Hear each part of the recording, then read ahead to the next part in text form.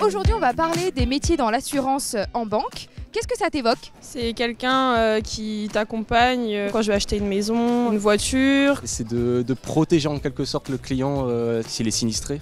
Alors oui, c'est exactement ça. L'assurance, c'est vraiment quelque chose qui est omniprésent à toutes les périodes de notre vie. Donc, c'est-à-dire quand on est jeune et étudiant, on a besoin d'une assurance. Quand on va acheter un appartement, commencer à travailler, l'assurance est aussi là quand on vieillit. En fait, un assureur se doit d'accompagner les gens dans des situations courantes de la vie, mais aussi des situations très difficiles. Et le principe justement de banque assurance, c'est d'être la banque de la personne et de connaître vraiment la personne, ses habitudes, bien identifier les besoins d'assurance. Est-ce que tu peux me lister certains métiers que tu connais dans l'assurance? Mon conseiller, j'imagine que c'est plutôt la relation client. J'imagine qu'il y a aussi d'autres personnes derrière, mais alors je ne saurais pas dire qui, quoi, quand et comment. Le conseiller, quand on est dans le secteur bancaire, c'est la personne qu'on va voir quand on va décider de souscrire un contrat d'assurance. Mais en effet, il y a beaucoup d'autres métiers cachés derrière ce conseiller.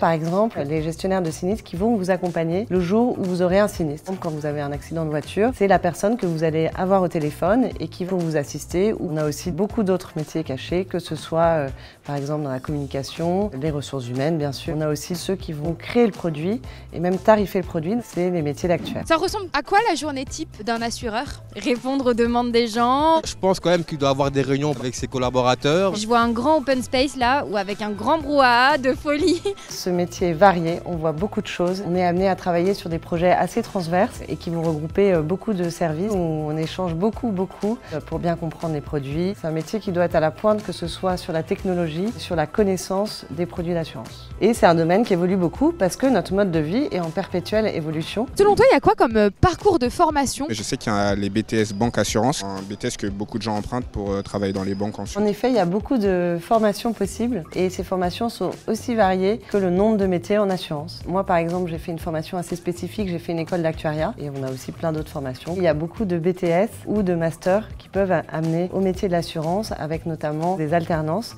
et qui permettent de découvrir l'assurance de cette manière. C'est quoi les avantages à aller dans ce domaine? L'argent, je pense. Il y a beaucoup de banques, il y a beaucoup d'assurances, donc il y a de l'emploi. Alors, en effet, l'assurance recrute. Donc, on a des métiers dynamiques qui sont en général à la pointe de la technologie. L'assureur est là pour nous accompagner. Il sera encore là pour nous accompagner dans 20 ans.